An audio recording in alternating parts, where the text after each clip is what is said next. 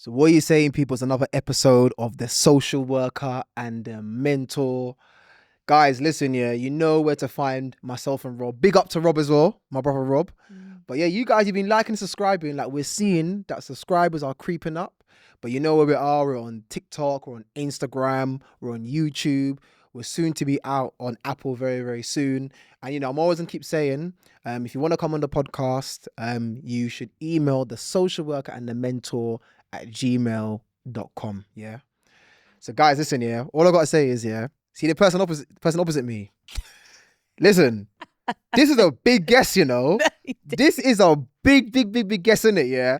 Like, she's probably thinking, why are you gassing me up for? But this is a big guess, yeah. This young lady is doing some fantastic, amazing work, yeah. Thank you. So, please introduce yourself. Hi, my name is Jade, Barnett. I am the co-founder of Power2Prevail community, public speaker, young activist. And yeah, I have plenty other roles, I suppose, as well.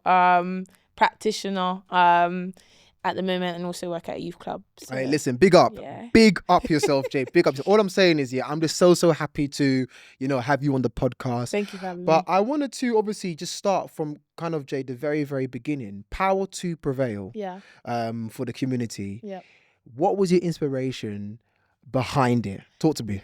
So it all started, you know what, I've been procrastinating on it for a while. Was procrastinating on it because throughout my lived experience of just going through the social care system and education system, there was a lot there that went on. And working for a lot of charities and organisations that are doing amazing work, I just kind of felt like I wanted to make impact in my own way. And that meant by coming down with some ideas on what I wanted my business to look like.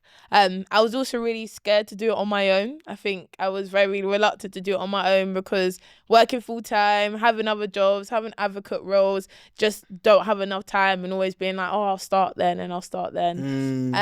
But then when I met my co-founder, we've been friends for 3 years of meeting through a friend, and we sat down one day and was kind of like talking about what we're interested in, you know, where our passions lie. She was working on the front line for Catch-22 back in the day. Okay, I know Catch-22, yeah. And then now she works in the corporate sector, actually trying to help young people get apprenticeships in early careers. And whereas obviously I started with the VRU, which is the Violence Reduction Unit, as like a young people's action group member. That's where my advocacy started. And then to now, where I'm actually still on the front line doing the work, we kind of was just like, you know what, like we both are really passionate about supporting young people. And for me, throughout my journey, it's always been about not letting people define you or making labels hold you back from achieving what you want to achieve. So we was like, why don't we just start an organisation together? And then literally our brains are like, it's like she comes up with the ideas, but I actually turn it into tangible action. So it's like she'll just say things. She's so smart. She'll just say things. And then I'll be like, hey, no, like that actually works. And that's how we came up with our name. Our name actually stems from the fact that obviously both of us are Christians and we believe in God. Amen. And the whole of our purpose of our journey has been through like God kind of like putting us in the right spaces, giving us the right moments to kind of like through prayer and all of that stuff. Gems. It was like you know, and it wasn't until I actually we started speaking and we were like, yeah, I want our business to be powerful, but like where does the kind of power align with like God? And she was like, why don't we just do like Power2Prevail? And I was thinking, does it ring? Well, that's a very powerful name though, because it's got purpose behind it. 110%. And it's all about that aspect of everybody has the opportunity to prevail, regardless where you are, whether you're a practitioner, a young person, or just a person every day throughout life. You have the opportunity to prevail and kind of rise up and be better and do better and strive for what you want. So that's kind of where Power2Prevail stemmed from. But I also, Jade, want to talk about, because the thing is, yeah, she's actually been so modest on this podcast today, yeah. She's been so modest, yeah. You can't even just shy away from it. You've been on the BBC as well. Yeah, I have. So talk about your BBC experience. Yeah, I've been on the BBC a few times actually. Yeah. first times were, again, with the violence reduction unit, they kind of put me through a lot of media training, which kind of got me used to being on these like big media outlets. So this is nothing, and this is minor. I feel like it's different though when you go on for something that's yours. Yeah. So like I've been on the BBC for VRU, I've been on the BBC for Become, ITV for Become, 5 News, all of that stuff, which is great because I get the opportunity to show my advocacy and speak for the voiceless, Brilliant. the ones who are not necessarily in the space or feel confident to talk about their experiences. But I think the real moment for me was deep in like going on the BBC for our business, so for Power2Prevail community, and actually getting our young people like to be interviewed by the reporters to then actually make the cut, because you know with BBC they record loads of stuff and then things get cut out, and I wasn't sure if my young person's going to be on there, but she was on there. And even that experience of her like calling and saying, oh my gosh, we're on TV, like no, it's fantastic. Really, honestly, it really made me feel like, bro, like we're actually getting seen, which is so important for us because we don't really have a website out at the moment, which is like pending, like because obviously it's coming though. It's coming. 110%. But we've now got our name on the internet to the point where people actually still see what we do because of all this media publications that have been able to be out. So that experience within itself was absolutely crazy. And like even just people calling me like, oh my gosh, you're on the news, Jade, and I'm like, oh my gosh. No, but Jade, honestly, when I saw, I mean, me just obviously seeing Power2Prevail and what you're doing, you know, absolutely brilliant in terms of the media spaces you're getting yourself into. I think it's absolutely phenomenal. But I want to also draw it back to the beginning in terms of your experience, in terms of your care experience. What were the things that went on for you that, you know, when you were in care, but obviously where you are now, what were the things that went on for you to the point you felt, you know what, actually, something needs to actually change? What were your experiences? So I went into the care system when I was 15. So I went in quite late in life, because some people are born into the system, whereas I went in quite late. I was going in at a time where I was being permanently excluded from school, so there was a lot like going on as well at that time. And I just remember every placement I got moved to, I just kept running away. It was never the right placement until I ended up in one placement who had a lovely family, but because of all the commotion that was going on in terms of who my friends were, and at the moment at that time I was in centre as well. So like when you go to a pupil referral unit, you end up mixing more with people who you probably wouldn't have bumped in on the line. And, you know, I was kind of hanging out with the wrong people at the wrong times and got myself into a predicament that ended up with me having to be moved out of London. And that transition was really hard because, you know, moving from a space of having my friends and my family at my doorstep, even being in the social care system, being moved to Birmingham was like an opportunity for me to basically be stripped from a lot of that. Even though I wasn't far from home, I had like a lot of like traumatic experiences that wasn't dealt with while I was in the system as well. So it made it really hard when I went to this foster carer's home to just kind of mix in with her family and be okay and be happy when I really wanted to go back home. I feel like I was still not fully processing what I had gone through with the reason why I had to move. And then that placement broke down within 4 months. It was like a really quick turnaround. And then I actually remember the day I knew it was coming, but I didn't know it was coming, if that makes sense. So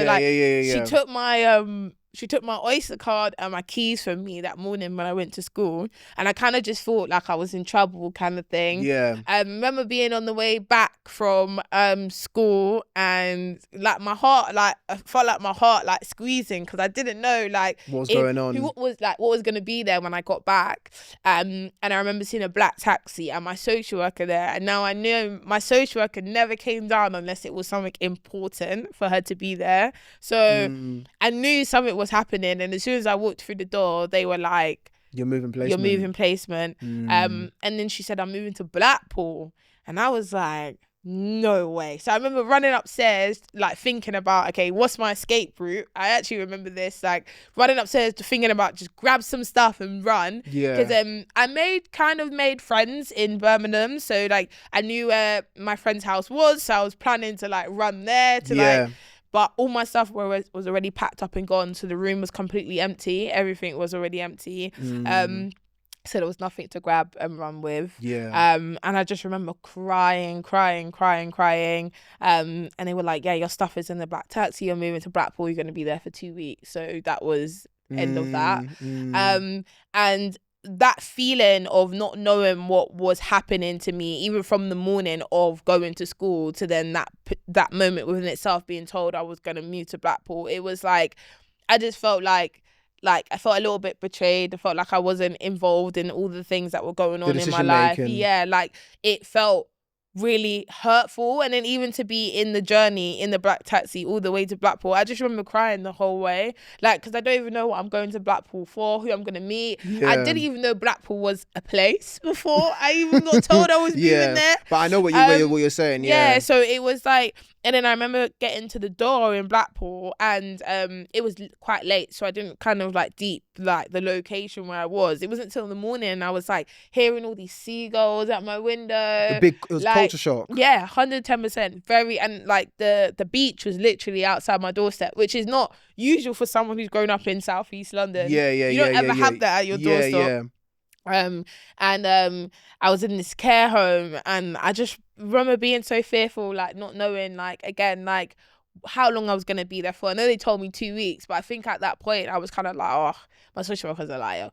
My social worker's a liar. I know I'm gonna be there for longer. Did you have a good relationship with your social worker? No, not this social worker. No, not this. What were the issues that you were having with your social worker? It's just that she was never really. Whenever I called her for anything, I just would never get no responses. There was sometimes, especially being in the care home, they would have to ask my social worker to make certain decisions of things. To approve certain things, and like she was just never responsive. We could never get hold of her. The only time I would see her was in like lack reviews and stuff like that. And I think now as I'm older, I understand that obviously being a social worker, like you have so many caseloads of young people, it's hard to manage your time.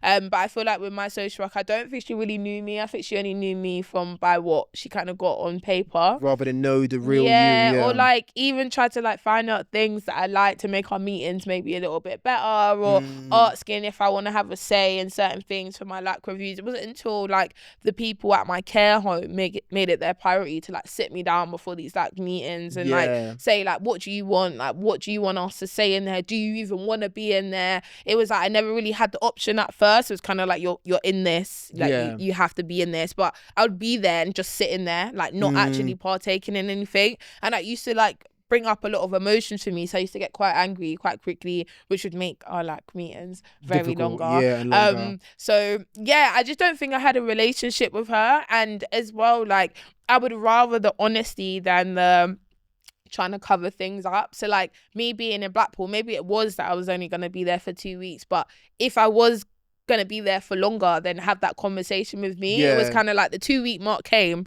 I'm ready to go. Waiting to go. I'm ready to go, and actually I wasn't gonna go. You know, so it's like just kind of that transparency. I think I was old enough to kind of, even though it might have been a situation where maybe I would have got angry, I probably would have been upset, but I would have rather know the truth than kind of having to figure it out on my own. But when that 2 week mark came, I said to myself, you're not going home. You're not going home anytime soon. How do you flip the script and just see this as a positive change rather than fighting it? Because how much longer do you have in you to fight?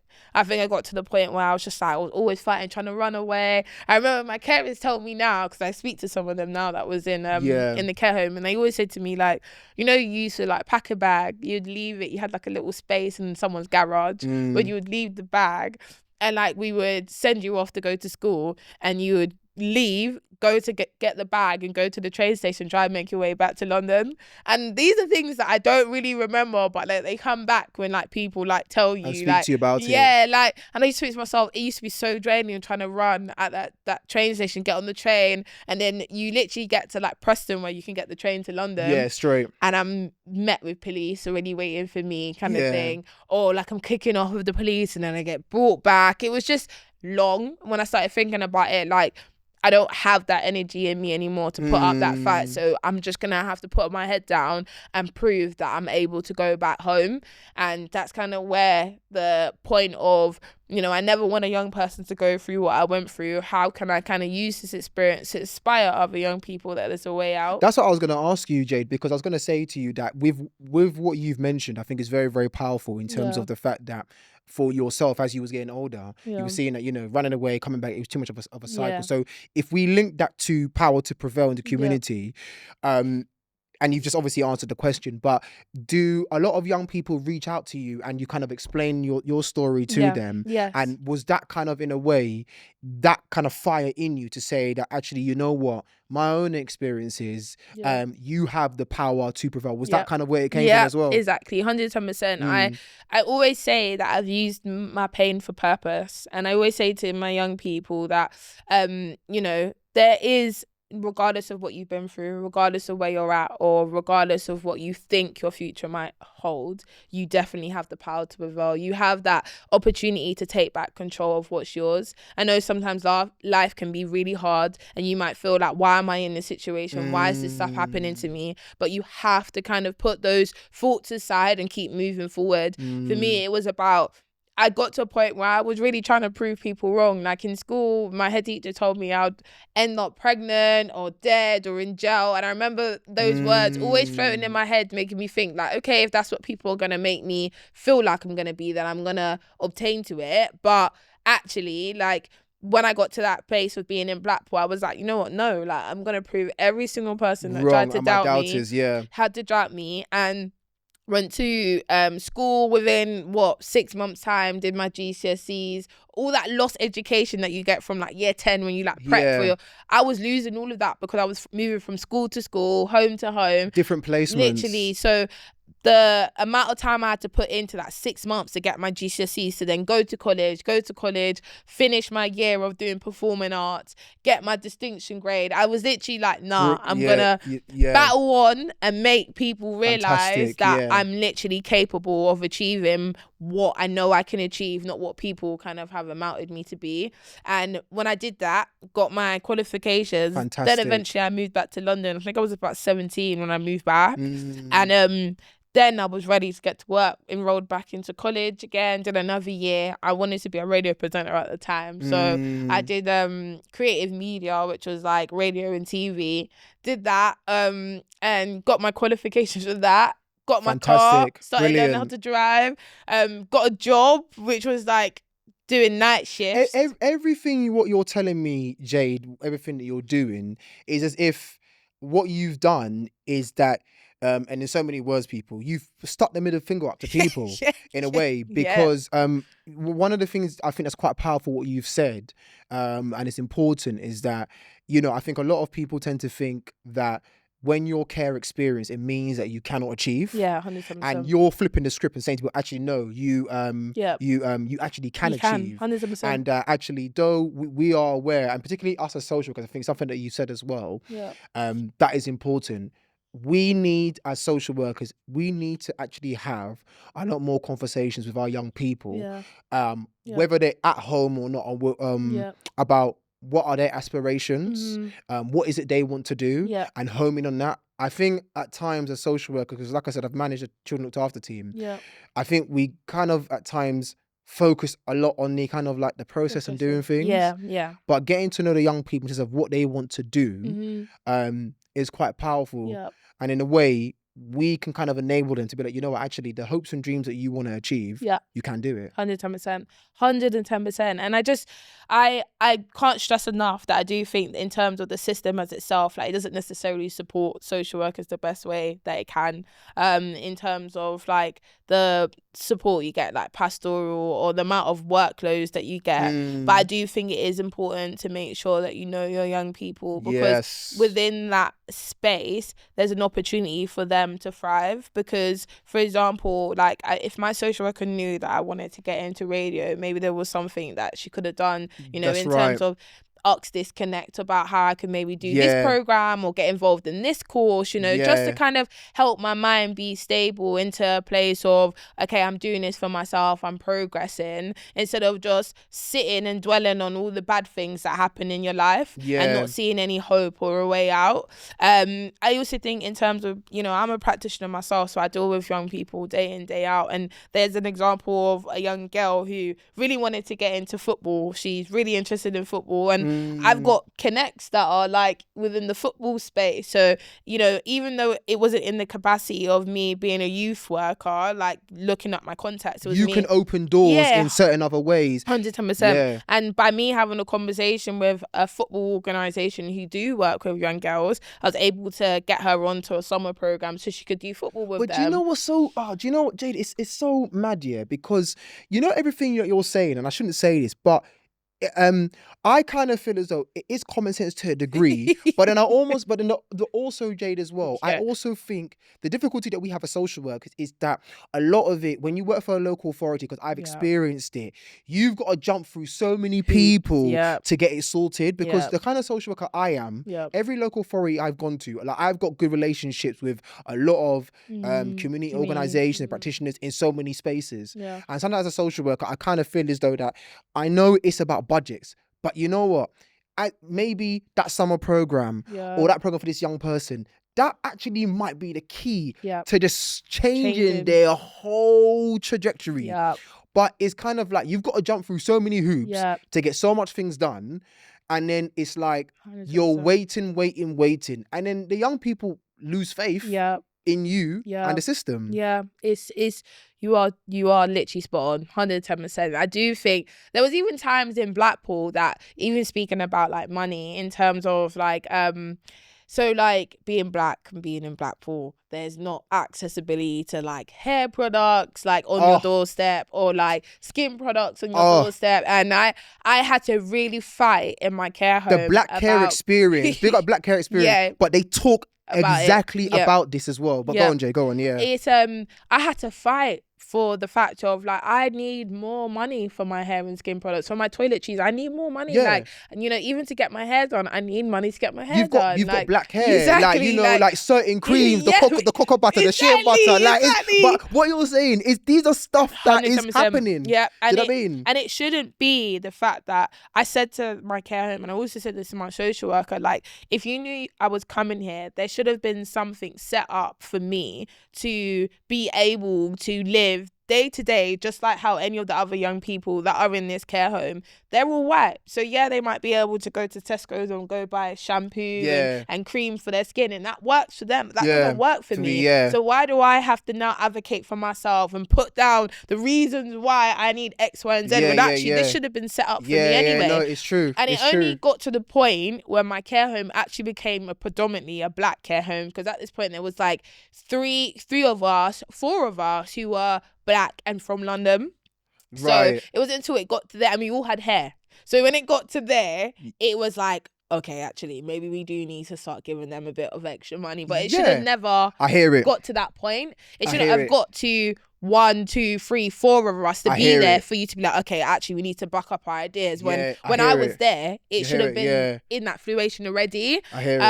So yeah, even that stuff, I just remember having to put down, make a list of why, and a whole argument to why, and it's just like, I shouldn't have to do that. What you're saying is so right, because I've got an example of a young person within my own team, and what it is that I know that her mum spoke to me about the hair that she wanted for her daughter, and she said, you know, she had a hairstylist, funny enough, was Ghanaian as well, who would do her hair. So I was kind of like speaking to, but the social worker is a black young black social worker. So when it came down to it, she was saying to me, Nana, listen, you know, I'm a young black girl as well. So when it comes to like getting my hair done, you know, like this is what I kind of need for my hair. So for the young person I'm working with, you know, this is what she needs for her hair too, into the product and everything. Like obviously I'm a black man. For me, if you place me somewhere and I was in care, all right, cool, I need to know where the nearest barbershop is Yeah, so I can get a exactly. shape up and a trim. Yeah, But exactly. particularly for your Yep. young black girls or the hair product, Yep. that is very, very powerful what you said. And I'm 100%. going to reiterate again, the black care experience, they speak do. exactly on this, because Yep. what Jade has spoken about and what I've experienced with young people, Yep. young black children as well, and even what their parents have done. Their parents have also gone and said, but is there an African hair shop? Is there a Yep. Caribbean hair shop? Or Yep. whatever?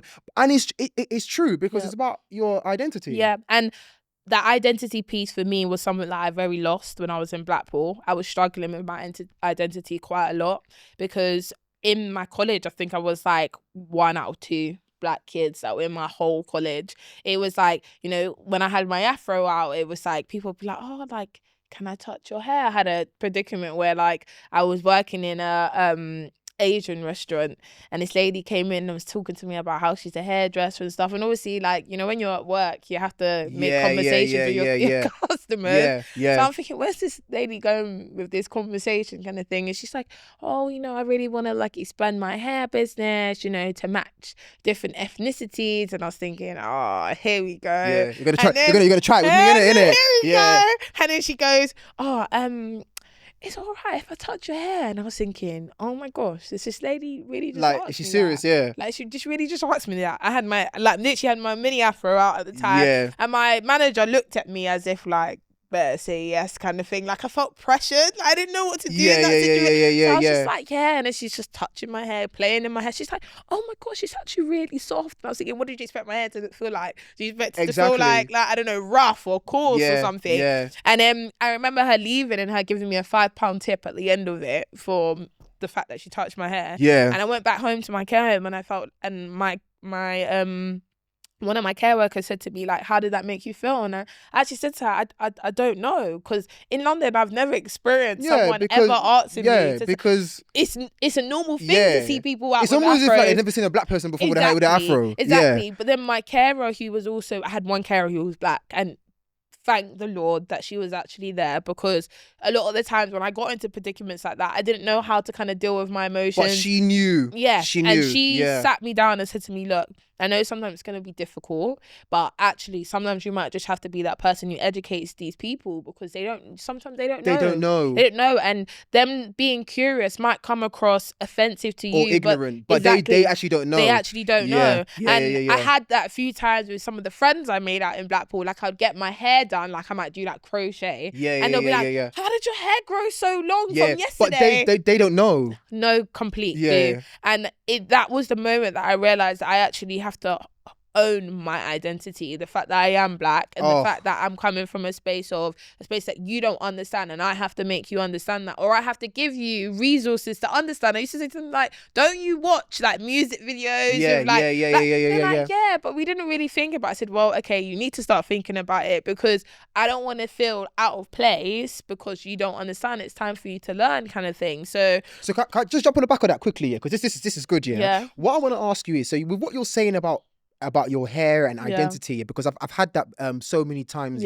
So when it comes, because you spoke a lot about your social worker, so was it important in your care home to have a member of staff who was black who you were able to identify with? And 2, do you think it's important within my profession, being a social worker, that you have to have social workers from our background in these spaces to be able to educate others on the fact that actually, you know what, if we've got children from our background, when it comes to things like, because this is a very, very powerful thing. And like I said, Black Things UK, I am going to tag you guys in this, because this is very important, because I've seen what you guys are doing. So Black Things UK, I see them too. This is quite important.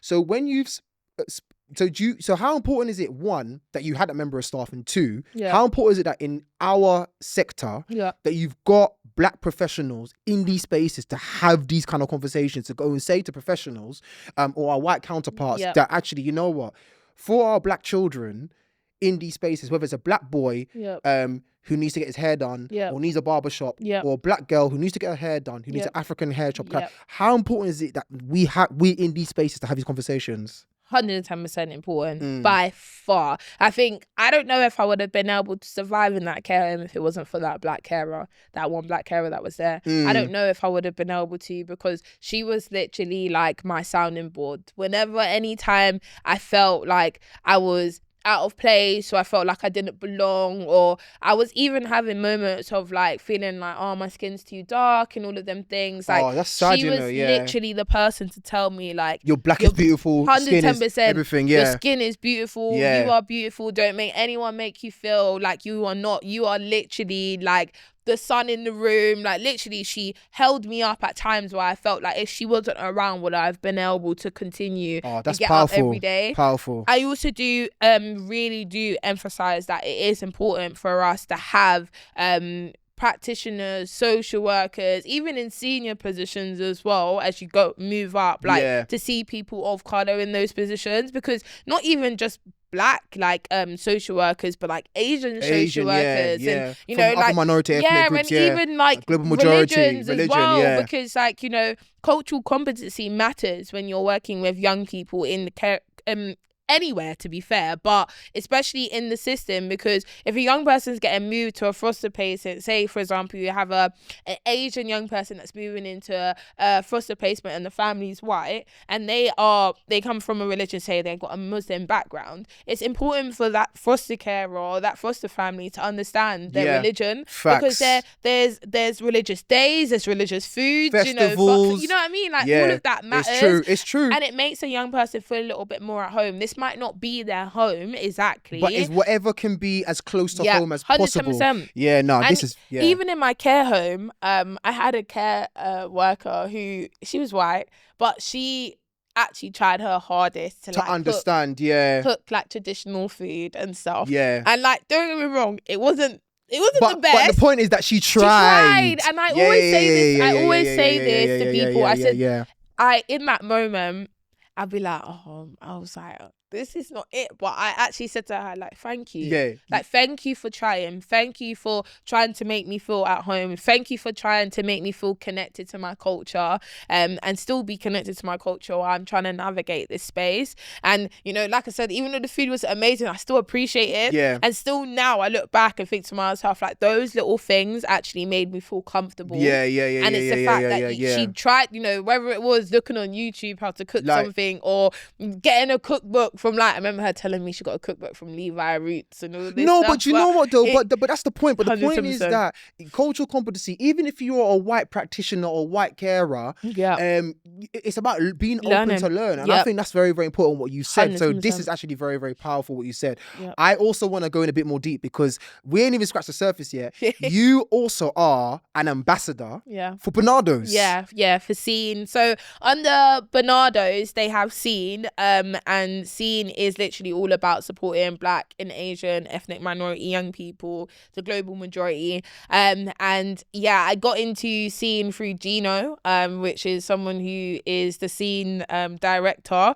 And she is absolutely phenomenal. She actually picked me up from one of the VRU conferences that I was doing, and she was like, I would love to have you on board. And ever since I've been with Scene, they've made us who are ambassadors a part of everything they do. Fantastic. So when they actually started Scene as a whole, we got to be involved in understanding like their colorway, like the pictures that they use, like how they want to be represented. And I remember being like paid as like a little consultant that comes in to feed into it. And I feel like that was really important, because what they're trying to do within Scene is support black and Asian global majorities, and it is about getting young people who are literally living that day in and day out. And they also have ambassadors that are not necessarily care experience as well. And I do think that is important, because they come with a different lens. You know, being in the system, you know, you have one shape of a lens, but not being in the system, you have another shape. Lens, and as well, like, it's not that just because you're in the system you're the only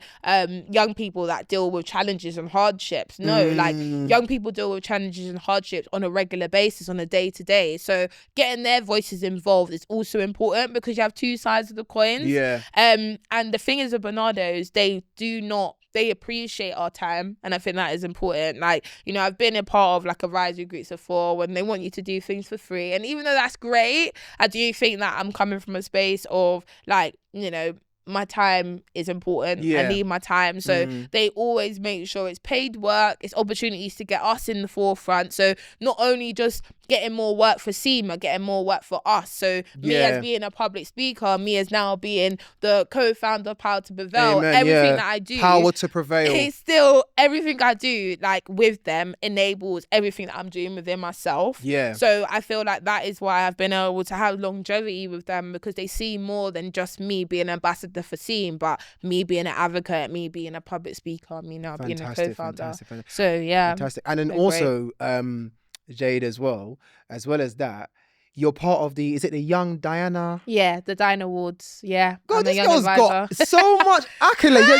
Talk about that. Let's talk about that as well. Yeah, I started with the Diana Awards. I think it's been actually 2 years now, coming up to 2 years. And they're amazing as well. They focus more so on getting young people to feel confident, like combating anti-bullying, being a part of, as an advisor, we're more to do with how they focus on their youth participation. So kind of looking into the Diana Awards as a whole, and how can they basically upskill their participation, how can they make sure that young people are involved every way throughout their charities. So whether that is through governance, strategy, whether that is through their social media outlets, and you know what, they're actually a very good charity that are very good when it comes to like taking feedback from young people. I think, you know, there's one thing, sometimes people get young people in and they want to hear their voices, and it's great, and tick box exercise to say they have, but with the Diana Awards, they actually take what you say and actually try to put it into action, and actually try to make that change. And I feel like that is what has been really important. And another thing is, I'm not anti-politics, but I try to not like go into that space, because I just feel like that space is a space that I'm still trying to navigate in. But I think you should though, because you've got a very powerful voice. I know, but I feel like from my own experiences of what I've seen from like politicians and MPs and things, I've not always seen it in a great light. So I feel like I need to kind of get myself to a space where I feel comfortable speaking in that spaces, and I'm not coming from a place of anger. From a but place you will learn though. We all learn over time. And I feel like with the Diana Awards, they introduced me to that bit by bit. So I was involved in hosting one of their like events around policy and getting young people to be involved in like voting and being involved in that stuff. And I was very reluctant to get involved in it because of how I feel about it personally. But then putting me in that space to feel okay, I can be a part of this conversation allowed me to kind of open that door and actually see, okay, like I can be in this space. I need to be in this space, because if I want to make policy change, you need to be in this space. I need to be in that space. So for them to give me that opportunity, even though knowing how I felt about it behind the scenes, they gave me the resources to kind of sharpen that space and be able to voice my views. So even with that, it's learning that I'm learning from them. And it's kind of like with the VRU, I was very reluctant to work with police because of how I've seen my friends be treated, how I've been treated within the system and dealing with police. But in order for me to make the change I want to see, I have to work with them. You have to. So working with the violence reduction unit allowed me to kind of come from a place of, yes, I have these barriers and challenges on how I perceive the police, but actually, you know, this is a space for me to voice that, and it's about how I voice that, and it's about how I show up in that space. And I've been able to now work with the police on stopping knife imagery on social media. So, you know, like it's starting to pave those pathways into, you know, me acknowledging, yes, I've had bad experiences with these people, or secondhand bad experiences, but actually it's about how do we move forward. It's about putting that to the side and actually thinking about what's to come and where I want the future to go. So brilliant. Like being in those positions, being ambassador for SEAN, being a young advisor for the Diana Awards, and obviously my time at the VRU and Power2Prevail, it is teaching me quite a lot. Brilliant. I'm moving from a space of not just being a young person navigating the space, but also coming from being a professional too. So it's important all for the growth, basically. So I want to ask you, Jade, what is next for you? What is your Next, plans? Because you've got, you know what I love about you? You've got a lot of energy. You've got a lot of ambition. I really, really feel it in this podcast. And I just think you're just doing absolutely phenomenal. Thank you. What is next for you? So next for us is to continue with Journey to Adulthood. So Journey to Adulthood is our 4-week program stemmed across 12 sessions. It's about helping care experience young people transition into independence. So that place when when you turn 18 and they start kind of like getting you ready to move in on your own. Yeah. And, it's a really hard transition, was a really hard transition for me. So it's about scaling up. So we've got our next one in March, which is going to be delivered in Lambeth. And then we want to do another one towards the end of the year. So hopefully we'll be getting more funding to do that. We also are looking for partnerships at the moment. So this year is really, really, really, really key on our plan to get some partnerships under our belt to support the young people who are supporting on our programs. So we have this day in the life of work session where we get like companies or organizations to invite us in, host us, get young people to see them in these spaces of working in like central London or working in a banking firm. Yeah, giving them a different kind of like perspective. And growing up, like I said, growing up in South East London, you're kind of limited to what you see, even though there are role models within those areas and boroughs. Sometimes when you're a young person and you're coming from deprived communities, you're not seeing those role models. Yeah. So it's important to get them out of those environments into different spaces and see that it is very possible. Like you can very much get into these spaces. It doesn't matter where you've come from or where you started at, you can. So building those partnerships to give those young people those opportunities, start getting those like corporate volunteers to help out young people with like their CVs, cover letters, interview preps, because one of our things is, yes, we want our young people to go through a program and feel prepared for independence, but we also want them to have sustainable outcomes. That's right. We do want them to get into work. We do want them to get into apprenticeships or training or ambassador roles. Yeah. Like, for example, some of my young people who were on my last program, some of them weren't ready for work when they would finish the program. But it was about, okay, you might not be ready for full-time work, but maybe we can get you into something where you're getting paid for something. Yeah. So now I've got build them up. Exactly. So now I've got them into ambassador roles with Quorum, which they're getting paid and they're advocating. Look at that. So it's still something to then get them prepared for what the real working world looks like. So it's upscaling the program, building partnerships. We're definitely gonna have a launch party this year because we've now done some work, getting those impacts and those reports in. And something that's important for me is I want to go on the Churchill Fellowship, which is basically a fellowship that gives you an opportunity to do some research. And research that I want to do is I want to look into what rehabilitation looks like for care experience young people who are also offenders, ex-offenders who have been involved in the criminal justice system. I want to go to like different countries to find out like how it works for them, looking at countries who are doing really well with their rehabilitation. Yeah, what their model is and how we can implement it here. Exactly that. So, I've been approached by a few prisons to run Journey to Adulthood within prisons, but it's about us being educated. I don't want to do that work until I actually feel like I'm clued up to the extent. I'm clued up to the extent of being care experienced through my own lived experience and through the community of care experience that we're growing. But in terms of the criminal justice system, I've never been to prison. I don't know what that exactly looks like. So I don't know what that looks like when they come out as well. So I want to make sure we're clued up to the extent of being able to give our all to that program, which will also help us scale up. But I feel like we do need to do a little bit more research and have more people within our network that have been in those spaces. So that's where I'm at right now, doing that research piece. Want to get on that fellowship so I can solidify it, and hopefully by the end of the year we'll be able to branch this new model of Journey to Adulthood and really start instilling those hope into those young men as well. Our team is women heavy at the moment, but we do want to have that male in that male, because at the end of the day, if we do go to do this work in those prisons, those young men might listen to us, but we 110% know that coming from a male figure, someone who's been through the system, come out and now doing something else, it's very more touching and inspirational, and they can understand and see it from their point of view, and rather than it just coming from us. And that's about using our networks, and I feel like I've been able to grow my network between me and my co-founder. We definitely have a good network. So. Just to say, do you know what, guys? I want to say, Jade, you are absolutely a phenomenal young lady. Thank you. You're intentional. I absolutely love the work that you do, and the fact that actually you are indifferent interspaces Yeah. and different interfaces as Yeah. well, which is fantastic. Exactly. You know, Yeah. you are a real inspiration to so many young people. You know, and just hearing you today, your energy, your ambition, I just think it's very, very amazing. So I just want to thank you so much for coming today. Before I even close up, where can they find you? So you can find me on all social media platforms. My platforms are Jade Barnett. So literally Jade B Barnett on Instagram, Jade Barnett on LinkedIn. Yeah.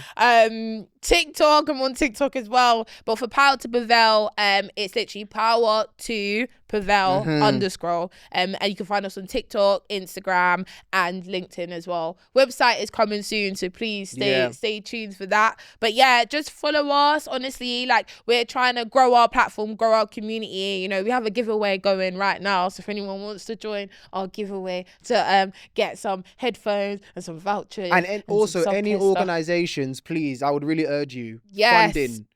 Funding. Please. Funding. Please. Funding. Or even like services, you know, we offer Journey to Adulthood in terms of breaking up to workshops so people can pick what they want for their young people, or semi-independence. You know, I really want to move into that space as well, offering support there. So any conversations, any questions, please just reach out to us. info@power2prevail.co.uk. That's where you can kind of get in touch with us. Guys, you listen, you know where to find Jade. Please make sure Power to Prevail. Yeah, but honestly, thank you so much. What an amazing young lady. Thank you for having me. But guys, you know where to find us. You like, subscribe, and share. Yep. We'll see you soon. Bye. Take care.